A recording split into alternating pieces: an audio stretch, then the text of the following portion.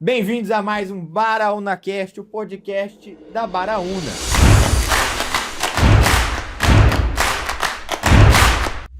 E hoje a gente tem a ilustre presença da Andressa e do Luiz Felipe. A Andressa acho que uma cara... Os dois estão famosos no podcast, no canal de YouTube da Baraúna já, com o Baraúna do Escritório ao Campo, mas cada um é famoso dentro de um determinado segmento dentro da Baraúna, o Felipe cuidando da parte de engenharia e a Andressa cuidando do comercial. Bem-vindos.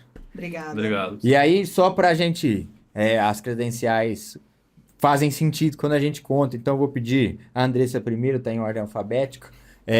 Conta aí, Andressa, qual que é essa breve trajetória super importante aí, e agrônoma e agora no corpo técnico da Baraúna? Bom, Gustavo, eu trabalhei muitos anos, né, depois que eu saí da faculdade na minha região, então eu não sou de Catanduva, sou de Ourinhos, mas muito próximo. Trabalhei ali no segmento de revenda, depois trabalhei numa multinacional, fui até ser professora na faculdade, lá em Londrina. E aí foi nessa época que a gente acabou se conhecendo, assim, que a Baraúna entrou em contato sobre uma vaga, né, de ser relacionamento ao cliente. E a partir daí que a gente começou a conversar, tudo do ano passado. Mas eu nunca tinha estado presente e a experiência também de trabalhar com compostagem. Trabalhei com todos os tipos de produtos agrícolas, né, de insumo agrícola e fertilizantes minerais, mas não com essa parte orgânica, não com o organomineral, não com a produção de compostagem. Uhum. Então, a partir daí que eu comecei a, assim, até comentei, né, com o pessoal dentro da Baraúna, que todos os segmentos que eu já trabalhei, acho que o que me mais conquistou, assim, que hoje faz meus olhos brilharem, mesmo é o que a gente faz hoje. Então, eu tô gostando demais de trabalhar com composto, produção de organomineral. Acho que é uma coisa não só para agora, né, o futuro próximo. Mais um que o bichinho da compostagem picou e não quer mais sair. Isso aí. Muito bom, muito bom. E você, Felipe? Bom, me apresentar pra galera que tá assistindo. Eu sou o Felipe, eu não sou tão famoso quanto a Andressa. A Andressa, que é a nossa protagonista nos vídeos a campo, eu acabo aparecendo, às vezes, como um coadjuvante. Eu sou engenheiro civil, eu tô trabalhando com a Baraúna já faz uns 3 anos e pouco, mais ou menos, foi começo de 2023. Eu nunca achei que minha trajetória ia me levar pro agro. Eu sempre fui muito perto de fazendas, minha família sempre foi muito perto do agro, mas eu estava em engenharia civil, gostava de projetos, mexia com Excel, e um dia apareceu um problema, né, questões de licenciamento, coisa que a gente vai falar depois, né, mas basicamente 2021 mudou-se uma regra para as unidades de cana-de-açúcar sobre o pátio de compostagem delas, qual deveria ser adequado e licenciado. E a Baraúna começou a fazer projetos e começou a montar essas adequações de pátio, e me chamaram para trabalhar com esses desenhos. Não era, a minha área não era o agro, mas eu resolvi... Mas você já manjava de projeto? Eu já manjava bastante projeto, estava terminando a faculdade na época, e vim para Baraúna, comecei a fazer esse projeto de pátio, começamos a desenhar a pátio de compostagem, fazer todos os cálculos, fazer projeto de adequação. O tempo foi passando, hoje em dia já são quase 80 pátios de compostagem feitos. É isso aí. E aí comecei a pegar mais áreas, hoje em dia estou aqui cuidando de novos negócios também, nossa parte de expansão, um pouco de marketing. Muito bom, o Felipe virou um grande faz-tudo aqui. Faz tudo. Coitado, é a nossa estrela cadente. Ele passa, alguém faz um pedido. Exatamente. Ele e o Barril são as maiores estrelas cadentes. E muito bom. E acho que o assunto hoje, eu acho que era justamente esse que o Felipe puxou o gancho, né? Adequação de pátio. O que é, para quem é e por que ela é importante. Eu acho que nós três aqui podemos fazer um bate-bola muito bom para trazer um ar de realidade para um negócio que é, primeiro, subestimado, segundo, mal programado e terceiro, não é dado a devida importância na hora de olhar isso aqui e falar, vamos dar uma devida atenção, porque isso tem um potencial de ser uma solução ou um problema, dependendo quanto a gente vai se preocupar com isso aqui. E aí acho que nós temos 3 diferentes pontos de vista para o mesmo assunto, e com isso acho que a gente pode ir tirando dúvida da galera. Então, aqui ó, você que é granjeiro, confinador de gado, ou trabalha em usina, ou dono de usina, se você é uma fonte geradora de resíduo orgânico, aposto que esse bate-papo é para você, para entender. Pode ser que um pátio de compostagem não seja para você, por N motivos que nós vamos estar falando aqui. Mas entender quais são os limites, as obrigações, a gente pode lucrar bastante com isso. E sempre o importante, o interesse da Baraúna é fazer o produtor lucrar. Então, vamos lá. Para a gente começar, existem duas classificações, né? Uma primeira é o pátio de compostagem e outra é o pátio de mistura, que é uma facilitação. E, paralelo a isso, tem o pessoal que tem o pátio para a sua atividade geradora, quando o caso é confinamento e granjeiro, né?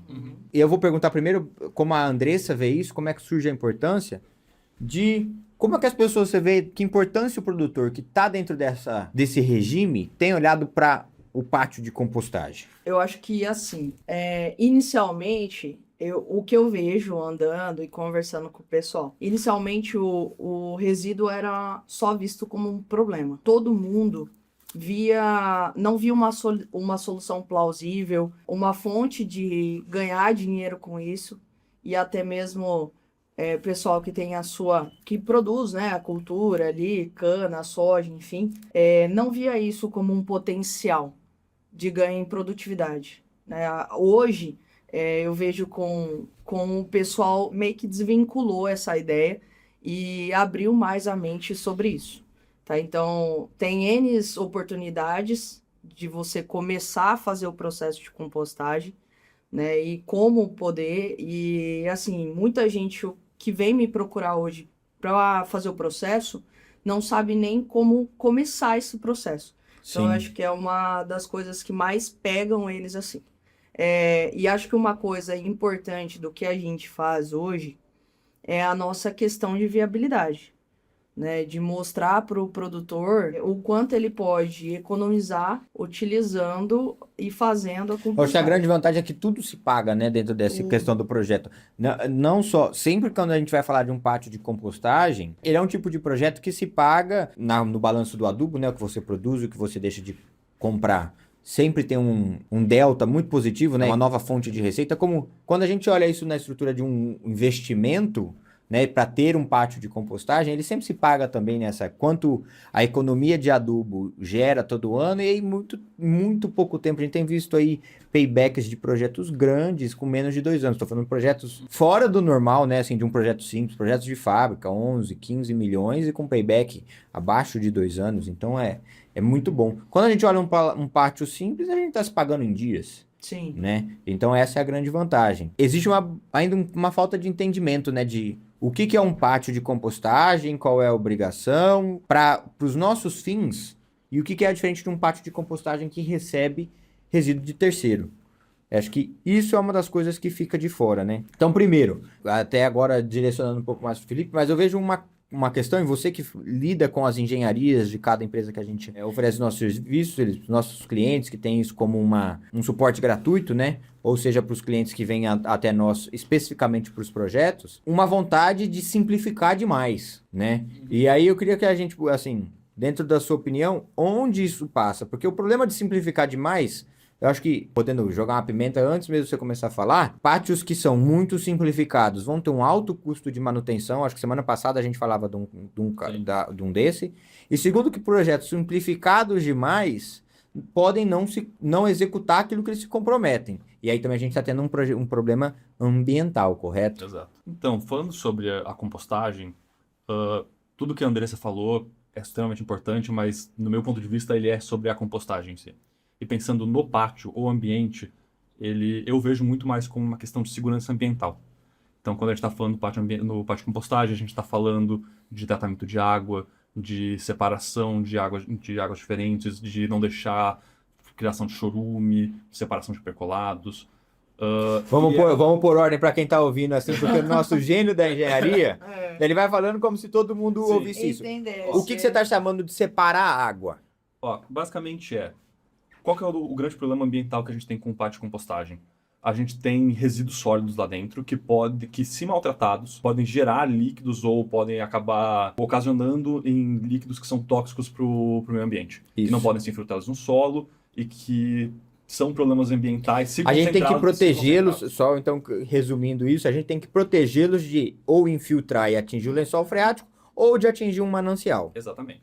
Nesse caso, a gente tem 4 tipos de água que caem dentro do pátio. Isso é mais comum na época de chuva, então até por isso, em confinamentos muito pequenos, fazendas muito pequenas, a gente pode até ver alguns casos onde a gente tem uma compostagem que não é um pátio compactado, que é sazonal em épocas de seca, porque a gente não está no período da chuva, então essa questão de filtração não é um problema tão grande. Isso. Mas a gente vê 4 tipos de água. A gente vê o chorume, que é gerado da decomposição anaeróbica desse resíduo. E esse é um que naturalmente não vai acontecer no pátio. Esse é um que naturalmente não vai acontecer no pátio, no processo da Baraúna. Isso, mas sendo todo o processo de compostagem, por concepção, não vai gerar um chorume. Qual que é a grande preocupação dele? Por que ele aparece nos documentos? Porque é a preocupação de, e se acontecer? E se todo mundo que cuida daquele pátio ficar muito doente, não conseguir subir num trator e conseguir mexer as coisas, isso naturalmente vai gerar um chorume. E aí o sistema tem que se proteger e não deixar que o chorume atinja nem o lençol freático e nem o manancial. Uhum. Qual que é a próxima água? A próxima água que a gente tem junto, que a gente tem que separar, que a gente não pode deixar filtrar, são lixiviados. Lixiviados, para quem não conhece, é basicamente a água que vem com resíduo. Quando a gente vem, por exemplo, com um esterco de galinha, com uma torta de filtro, são materiais Esses materiais vêm muito úmidos e aquela água que Exato. naturalmente Com o tempo ele escorre. vem secando, essa água vai escorrendo, essa é uma água que a gente também não pode deixar infiltrar. A terceira seriam percolados. Os percolados é basicamente água pluvial, água de chuva que cai sobre o resíduo sólido. E arrasta aquele sólido primeiro. Exato. É aquela primeira chuva que cai, que arrasta um pouco do material que está mais solto e vai levar ele embora. Essa água também, tecnicamente, é considerada tóxica, a gente não E pode chama infiltrar. água de percolado. Exato. E a quarta água que tem no pátio é a água pluvial, que se separada das outras 3, é uma água considerada limpa que a gente pode dar um destino de infiltração sem nenhum problema. Mas tem que ser feito toda a parte de separação, de decantação, para a gente conseguir garantir que o que está saindo do pátio é realmente somente água pluvial. E aí para isso entra departamento de engenharia para projetar isso, né? Levado em consideração um monte de critérios aí, enquanto chove, o tamanho da área, o tamanho de resíduo e outras adversidades possíveis, né? Qual que é o tempo de compostagem aqui dentro, mas, pô, preciso de uma margem, uma gordura para queimar, se eu ficar com mais dias, o meu material vai chegando. Mas é importante. Vamos lá, então, para os nossos clientes que podem estar nos assistindo e perguntam, pô, será que o pátio é para mim? Tá? Primeira pergunta é, quem que é o mais resistente à ideia do pátio de compostagem? Quem que é o mais resistente? Eu tenho meu palpite. Para mim é o dono de confinamento.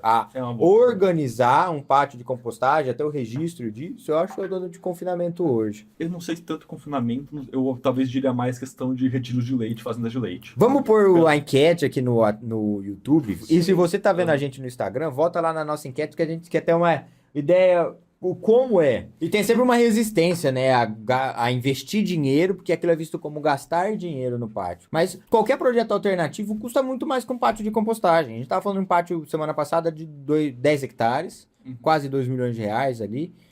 Mas o biogás é uma opção. Tá, mas quanto vai custar um biogás para aquele tamanho de coisa? Sei lá, seus 50 milhões facilmente ali. Aí a pergunta é, e para pagar os 50 milhões, a quanto tem que estar a energia? Quantos anos? A qual garantia? É um projeto que obrigatoriamente, uma alternativa ao pátio de compostagem, vai se pagar em muitos anos. E está expondo o nosso cliente a um juros, que hoje é muito alto. Mas quando a gente fala de compostagem, é o que a gente estava falando há minutos atrás. Muitos dos nossos pátios de compostagem, desses projetos simplificados que a gente está falando, que é onde a maioria dos nossos clientes está, em projetos simples de pátio de compostagem, atingindo as mínimas normas de segurança da lei, se paga em dias. Por quê? Sempre vai ter a oportunidade de fazer fertilizante barato, comparar com o adubo que está mais caro e transformar isso em payback, em lucratividade. Essa é a palavra que eu estava buscando aí, demorei um segundinho. Mas vamos lá. Usina, é opcional ter pátio de compostagem? Não. Nunca. É obrigatória. Daí a gente está dentro da DD, e dentro da DD toda a usina precisa juntar torta e cinza adequadamente, e aí eu já tenho que ter um pátio, eu tenho que obrigatoriamente misturar meus resíduos adequadamente, ou seja, já tô com a faca e o queijo na mão para fazer compostagem. Esse aí é um que a gente, então, já superamos. Esse é o mais fácil. Aí a gente entra no que eu acho que é o mais difícil, que é o dono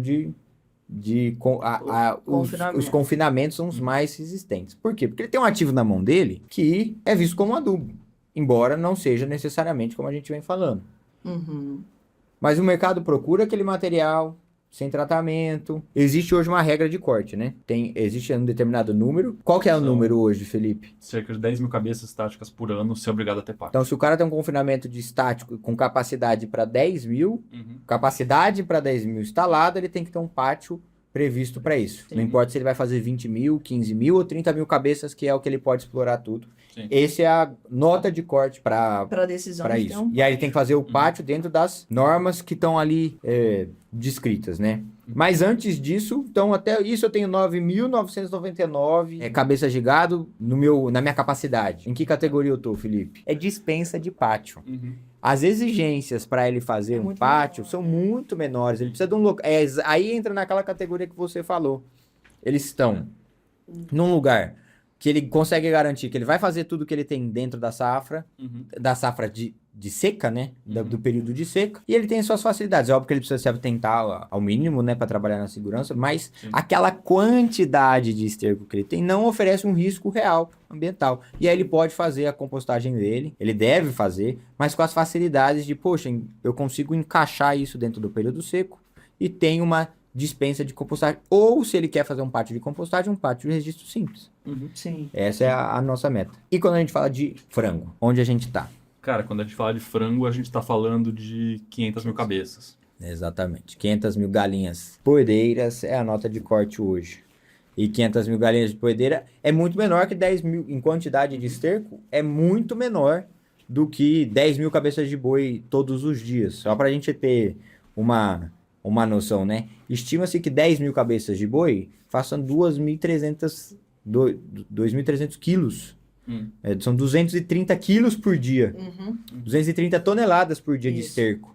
Fresco. Quanto a 500 mil cabeças, tá dando o quê? Umas 15 toneladas por dia? Cara, 50 toneladas, pelo menos, depende. 50 toneladas. Ou seja, nós estamos falando de um volume quase 5 vezes menor, mas já é a nota de corte para que a gente tenha. Vários problemas, né? A granja do ovo eu tiro todo dia e sai extremamente úmido. Aí o problema da água é um problema. Sim. Você que tem falado com algum, eu tenho minha opinião, eles estão sendo mais cobrados pelos órgãos ambientais, os produtores de ovos, e há mais tempo. Então eles não estão tão inflexíveis à possibilidade de fazer o pátio de compostagem deles. Você tem sentido parecido, Andressa? Sim, o pessoal vem procurar bastante, né, essa questão. O único, porém, para eles, assim, que eu vejo é essa questão de iniciação de pátio, tá?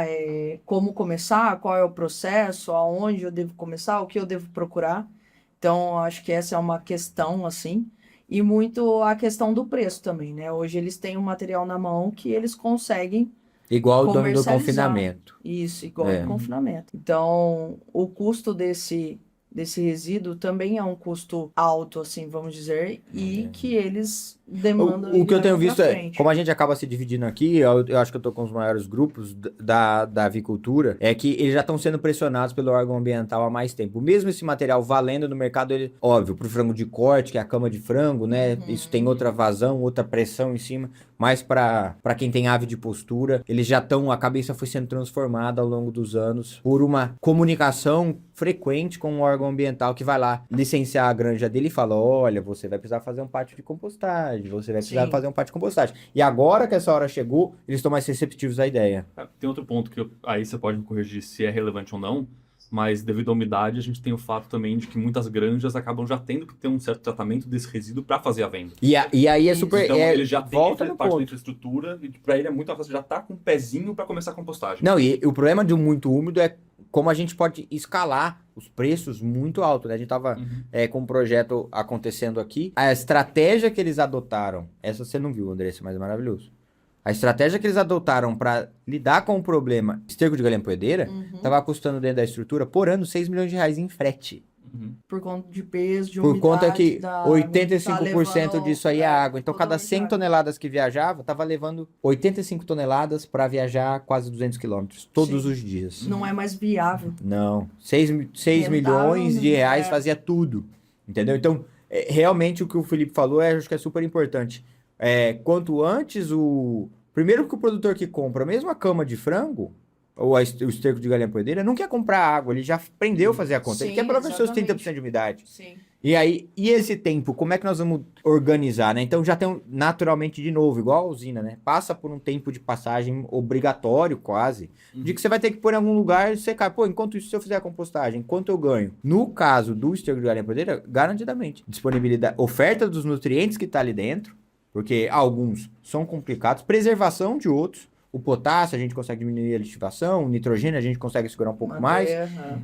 O fósforo a gente melhora essa oferta, um processo de compostagem melhora essa oferta. Aí é óbvio que eu posso esperar, e a gente tem trabalhos mostrando isso, né?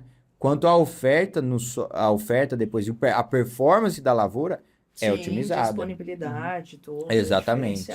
Então a gente precisa desse olhar atento aí. Eu acho que só a parte nutricional, no caso, falando de NPK mesmo, né? Só essa parte que a gente faz, o tanto de rentabilidade, qual o valor que você coloca no seu produto, você já está se pagando. Mesmo sem considerar o benefício da matéria orgânica. Sim. Isso é. Você está se pagando. Isso aí, eu acho que nos últimos podcasts, os materiais é quase que chovendo molhado para quem nos acompanha.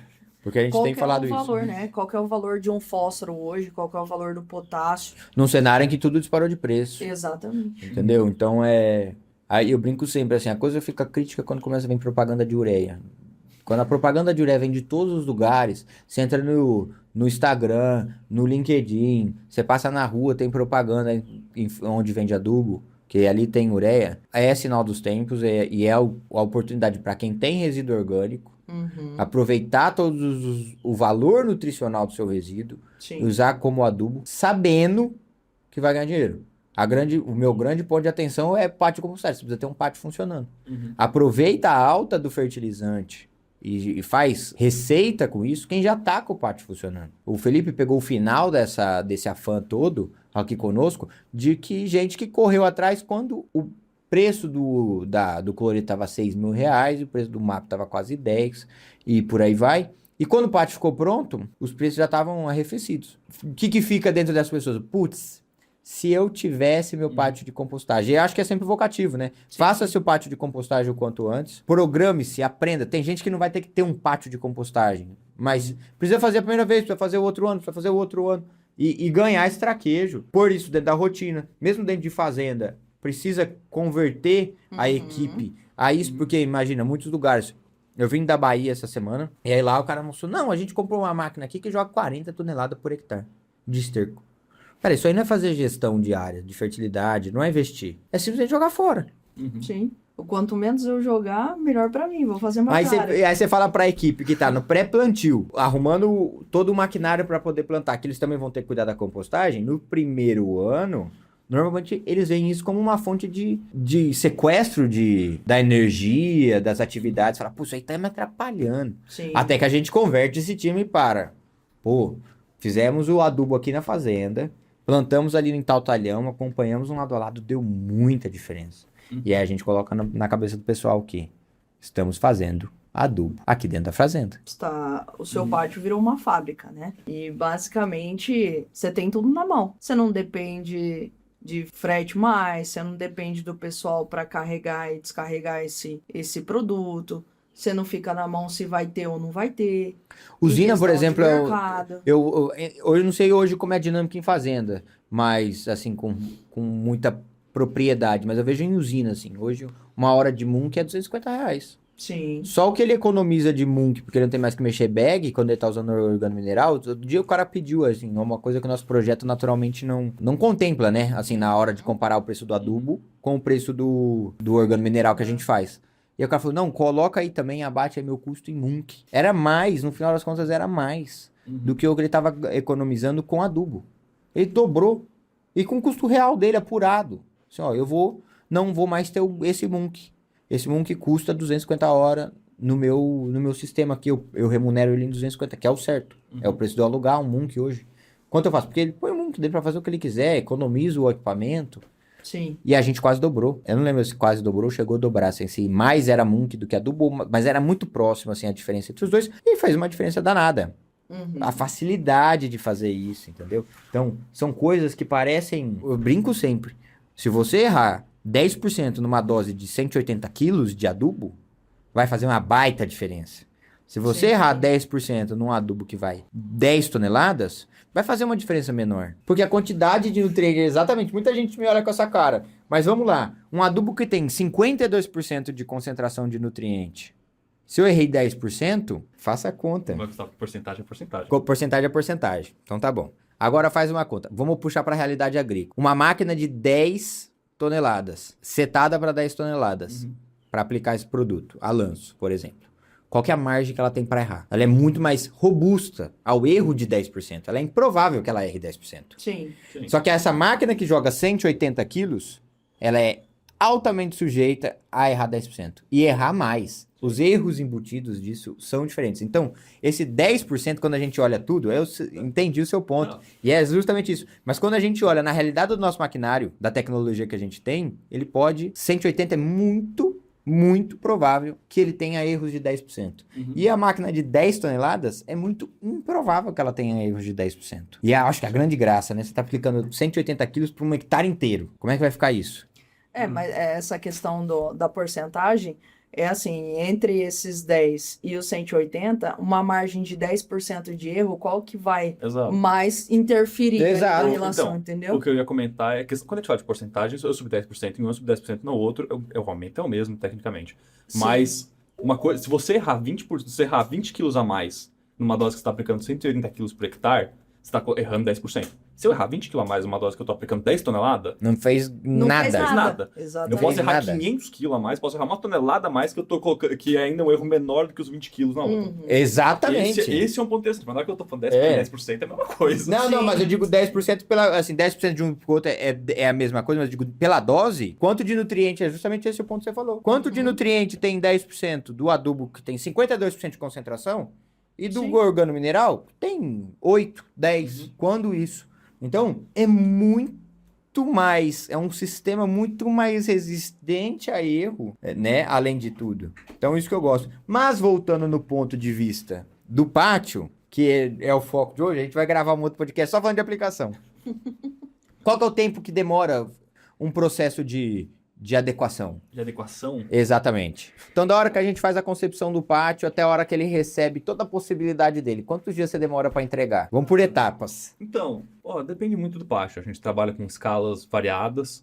Então, desde pátios pequenos até pátios gigantescos para usinas e para agroindústrias. Mas podemos falar desde a concepção, toda a parte de estudo de topografia, até um projeto pronto, no máximo 2, 3 meses. 2, 3 meses. E aí eu vou pra obra. Aí, obra varia muito dependendo do tamanho do pátio. É. A gente tem pátios pequenos. Não só isso. Mas tá Mas bom. vamos pensar o seguinte, eu gosto de trabalhar assim. Qual foi o nosso recorde de velocidade? Eu sei. O pátio mais rápido que a gente fez foi um pátio de usina que o órgão ambiental já estava muito no pé dele. E ele tinha 3 meses para fazer tudo. E ele fez toda a parte de programação em 25 dias. Começamos com a compostagem. Em menos de 100 dias ele tinha o pátio pronto. Mas a estruturação. Não, tudo. Não, pronto. Prontinho. Do dia que nós escolhemos a área até o dia que a usina recebeu chave na mão, foram 100 dias. Então, falando de construção, nesse caso eu não estava envolvido. Não. Mas o mais rápido que eu peguei... Óbvio, teve pátios pequenos que a gente está trabalhando agora, que estão sendo construídos em 2 meses, 2 meses e meio. Então você, confinador, só para ter uma referência, é isso. 2 meses, 2 meses e meio, falar 2 anos, pelo amor de Deus. Sim. Mas de pátio grande de usina, teve um grupo que a gente estava trabalhando que... Tudo bem, o projeto demorou um pouco mais, burocracia. No momento que eles pararam e falaram assim, vamos construir esse pátio. Eu lembro, foi uma reunião que a gente fez na sede, eu acho que setembro ou outubro. Eram 4 pátios que eles estavam construindo. No cronograma, o cronograma realmente foi realizado, o primeiro pátio terminou em dezembro. Setembro, outubro, novembro, dezembro, 90 3 dias. meses, Exatamente. E a gente tem pátio agora que o Felipe está acompanhando, inclusive, né? Que está sendo feito mesmo com uma laje embaixo, né? A gente está indo numa velocidade grande. Acho que aí eu vou chamar um ponto, né? O pátio é importante, o projeto de pátio é importante, mas tem um ponto que eu acho que eu escuto sempre a pessoa negligenciar, Gustavo, a gente enviou o projeto e a engenharia não leu. Nossa, acontece muito. Exatamente. Assim, quanto é o tamanho de um projeto nosso da Baraúna para um projeto de adequação de pátio, Felipe? Cara, não é um projeto grande.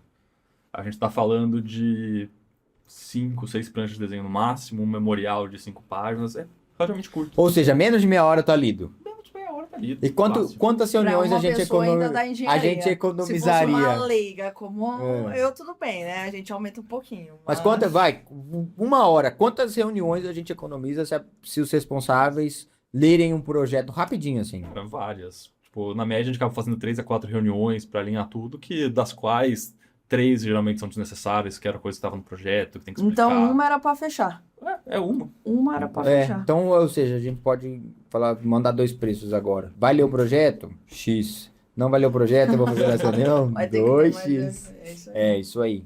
Não, e é super importante, né? Porque eu acho que muitas vezes eu vejo, assim, a reincidência de questões básicas do projeto sendo perguntadas, mas estava escrito lá. Outra coisa que a gente pegou, acho que essa é o mais crítico, assim.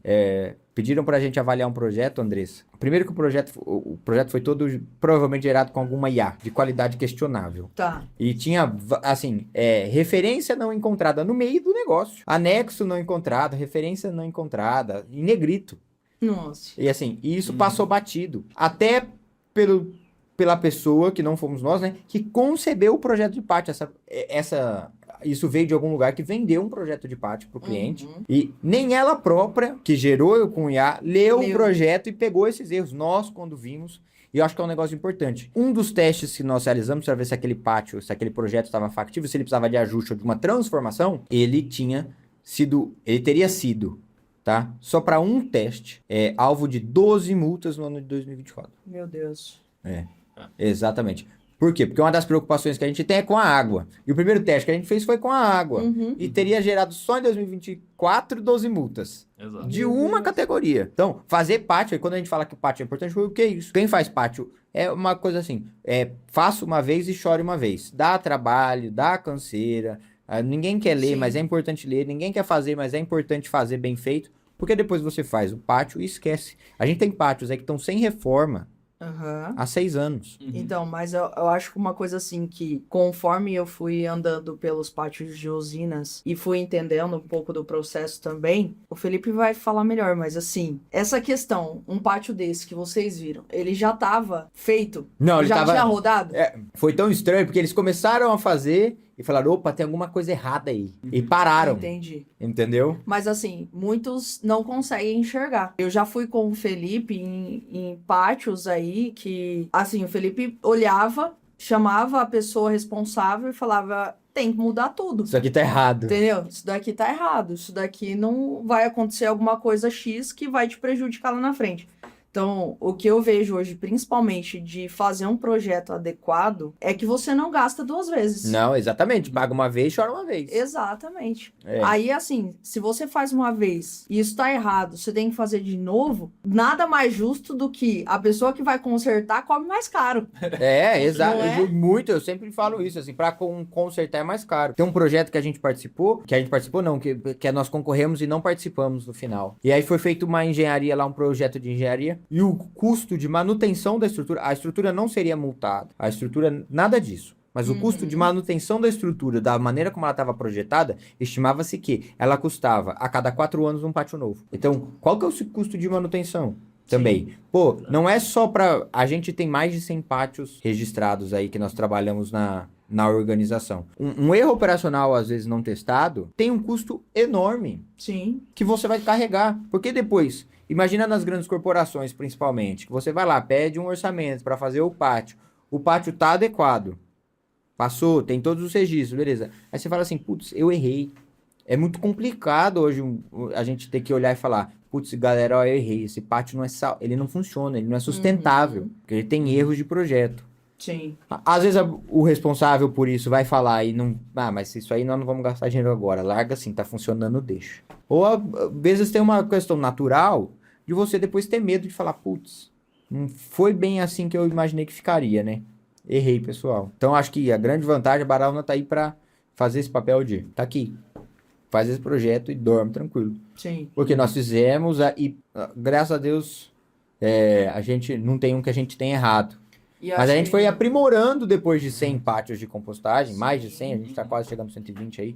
Mais de 100 pátios depois, a gente aprimorou. Tem pátios, inclusive, que a gente fez a primeira versão, aí ele mudou de lugar, já era outra regra, já fizemos com outra qualidade, cada vez a gente E pôde tem Exato. tecnologia somar isso. diferente hoje, né? Eu lembro assim, o primeiro pátio de compostagem que foi feito, muito simples, tá aí até hoje, inclusive, tá? Tem mais de 20 anos e tá aí até hoje. Hoje, tudo que foi incorporado, o que era uma conta de fazer pátio de compostagem 20 anos atrás, nos primeiros, que eram muito poucos, e agora, depois de uma série enorme, que a pressão hoje em dia é grande, a quantidade de cálculos que a gente faz para ter um dimensionamento correto, o Felipe fala mesmo assim, quantas noites a gente não discutiu, pô, a conta que nós estamos fazendo para carga, capacidade de carga, a conta que nós estamos fazendo para dar vazão para isso, para aquilo. Ou Sim. seja, hoje a gente passa uma área por um escrutínio técnico de contas enorme. E daí é muito improvável, primeiro, é muito improvável que a gente vá ter problemas. E segundo, é muito provável que a gente tenha intempéries no processo de registro, né? O que demora mais é fechar com a engenharia que vai construir o pátio, fazer o aluguel das máquinas, as máquinas chegar, o Sim. tempo ajudar, dependendo da época do ano, fazer um pátio é muito complicado. Tem clientes que fazem período das águas, mas é melhor fazer na seca. Uhum. Opa, peraí, toda essa sequência que já é naturalmente complicada, mas se a gente pode economizar, né, muito tempo, quanto tempo demoraria para fazer, para ler tudo, aprender tudo e projetar um pátio de compostagem? Hoje acho que a gente fala de um projeto inicial de um dia para o outro. Fácil. Cara, infelizmente, essa questão de período de construção acaba sendo muito problema para usina, né? Porque a usina acaba deixando para fazer a adequação do pátio, fazer a construção do pátio justamente no período das chuvas, que é quando a usina não tá operando. Uhum. Então, isso acaba sendo uma dificuldade. Não é, eu Mas tenho acaba- visto. Demora um É. pouquinho mais esse Exato. processo. Mas para confinamento para granja, isso nunca é problema. Não. Não, Não. eu acho que eu acho que a gente tem trabalhado uma alternância quase que natural, né? Assim, a época da entre-safra da cana é quando a gente tá fazendo. As usinas estão se preocupando com isso para deixar pronto para a próxima safra. E agora a gente virou a chave, estamos no meio da safra. Então, só estamos olhando isso praticamente, né? O que a gente tem hoje na esteira, hoje, no dia de hoje, é granja e confinamento. Uhum. Uhum. Exatamente. Não, muito E acho bom. que, assim, a maior parte hoje dos meus produtores também é confinamento, enfim. Você vê que a estruturação de pátio deles ainda é muito leiga, assim. O pessoal precisa de auxílio, precisa de ajuda, precisa fazer o pátio. E acho que hoje muita gente vê a oportunidade disso mesmo. E eu acho que é uma condição natural, né? Assim, pensa, o confinador, o granjeiro, todo mundo. Quantas vezes a cada quantos anos eles têm que se preocupar em fazer um pátio? É impossível que eles agem. Não existe um mundo em que eu fale pra eles, nossa, você devia ter olhado e aprendido com isso. Ele faz um a cada 5, 6, 10, 15 anos. A gente tem que fazer, sei lá, a gente tem feito 20 pátios por ano. Essa é a diferença. Então, por isso que a Baraúna se põe, eu gosto de falar, eu acho que o mote é isso, a Baraúna está à disposição para já ajudar se você tem que fazer o seu pátio de compostagem. Fala com a gente. Não sofre duas vezes, tem um custo de projeto, mas é um custo de projeto. Tem um custo de execução, mas é um custo de execução. Sim. E fica coberto, protegido, né? Eu acho que essa é a palavra, pelos próximos muitos anos. E vale a pena a gente lembrar também que é sempre importante a gente ter o pátio de compostagem como uma medida preventiva e não reativa, né?